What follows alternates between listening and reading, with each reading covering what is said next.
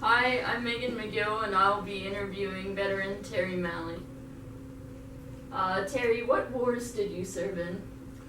Uh, I had a pretty long military career. I served, the initial war that I was in was Vietnam, and then I was there with the Marine Corps, and then I joined the Air National Guard, and I deployed for Operation Iraqi Freedom, I guess to a certain degree Desert Storm, and my last deployment was to Kyrgyzstan in 2009, and that was 40 years after Vietnam.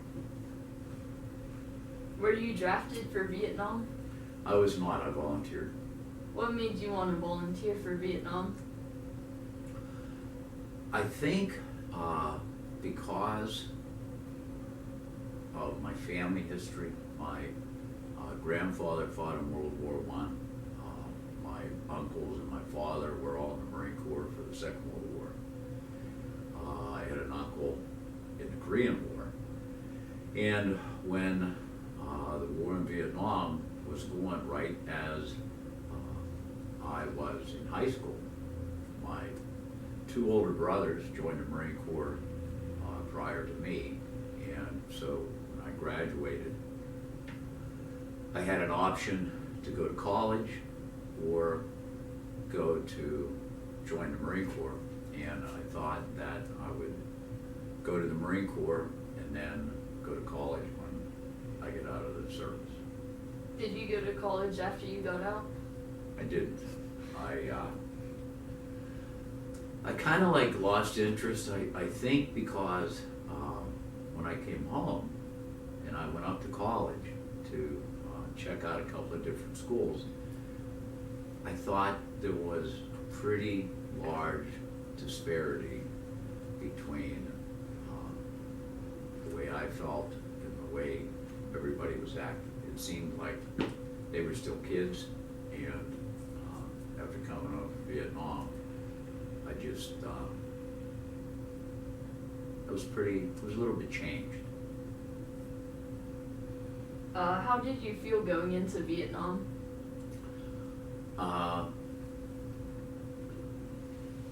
My friends and I talk about this all the time. The guys that I went through boot camp with and training, we met each other in the Marine Corps. And I think people going into the service initially are pretty naive. I think that they have this off-kilter idea of war and combat, and all young people feel as though they're invincible. So I went in there, I think, pretty naive. What made you want to continue with the military after Vietnam? When I got out of Vietnam, I was discharged out of the Marine Corps, and I went into an apprenticeship to become a plumber.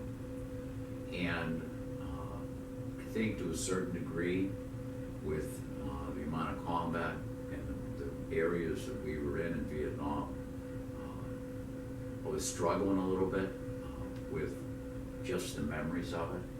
And back in those days, the term post-traumatic stress hadn't been invented yet, but truly, the guys coming up in Vietnam were stressed from their experiences in Vietnam, and I think doubly as we returned, society in the United States had changed significantly while we were in the service. It was almost like a social upheaval here. So I think the combat experience plus the social change that had taken over the United States kind of really made everybody feel at odds.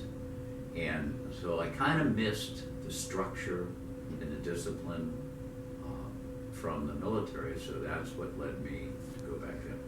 Oh, what exactly do you mean by social change? Well, back in the 60s, we as a nation were struggling with equal rights.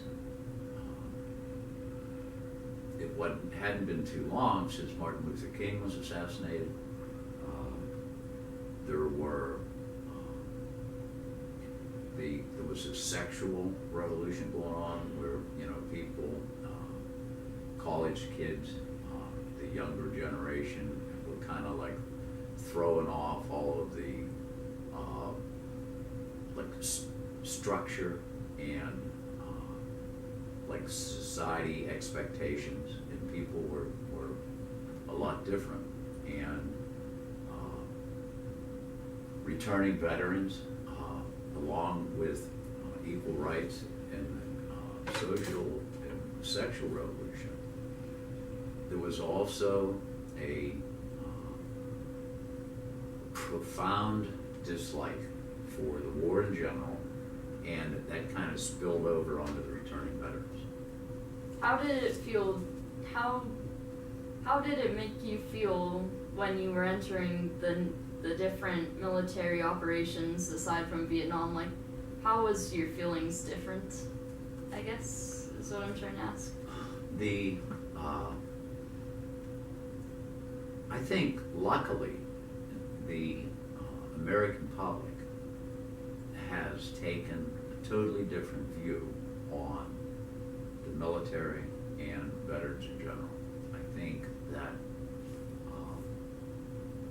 I think since we have eliminated the draft, there is a lot less apprehension by the general public that, oh, my child is going to get called and have to go. Where now, the members of the military are volunteers, where they've decided that they want to make the military their career. And so I think the public perception is much more different.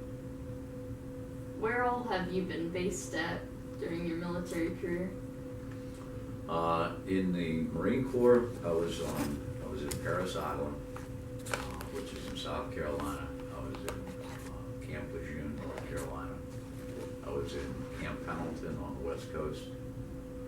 And then from there, I shipped out. We went to Okinawa, and from Okinawa on to Vietnam. Then on the way home, Vietnam to Okinawa, briefly in Japan. We touched on in Alaska on the way home and landed in Los Angeles. Then when I joined the Air Force,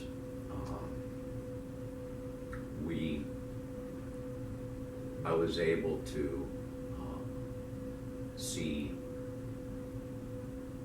I was all over Europe. I got to go to Pisa, Italy. I was in France. I was in Sigonella, Sicily. I was in Germany, and England. And I also got to go to Japan. I was stationed in Japan just briefly for a couple of weeks. I was in Turkey twice, and then Kyrgyzstan. And in all those deployments, and getting to see the different parts of the world, you become very much aware that the societies in all those other different countries are significantly different, and you really come to the understanding that the United States is an exceptional place to be from.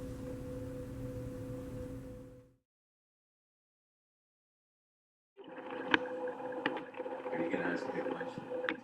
Yes, here I am. What is your name? My name is Bozo. I've been with the circus for 25 years. Okay. Hi, I'm Megan McGill. Okay. Hi, I'm Megan McGill, and I will be interviewing veteran Terry O'Malley. Malley. Malley? Malley, no O. That's what I said. You said O'Malley. O'Malley. There's no O. Hi, I'm Megan McGill, and I'll be interviewing veteran Terry Malley.